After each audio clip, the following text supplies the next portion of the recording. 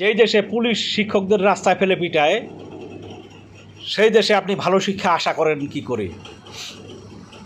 শিক্ষকরা কিছু দাবি দাবা নিয়ে রাস্তায় নেমেছে, এটা তারা নামতেই পারে, কারণ তাদের বেতন কম।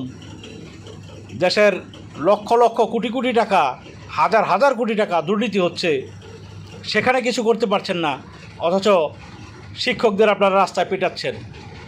এটা জাতি হিসাবে আমরা লজ্জিত। আপনি শিক্ষকদের বেতন ভাতা না বাড়ালে তারা তো ডাইনে বায়ে তাকাবেই, তারা কোচিং ব্যবসা করবে, বিভিন্ন রকমের ব্যবসা বাণিজ্যের সাথে জড়িত হবে, কারণ ওই বেতন দিয়ে তার সংসার চলছে না। সুতরাং সরকারের কাছে দাবি জানাচ্ছি, যারা শিক্ষকদেরকে রাস্তায় ফেলে পিটিয়েছে তাদের যেন তদন্ত সাপেক্ষে বিচার করা হয় এবং শিক্ষকদের যেগুলি যৌক্তিক দাবি সেইগুলি যেন মেনে নেওয়া হয়।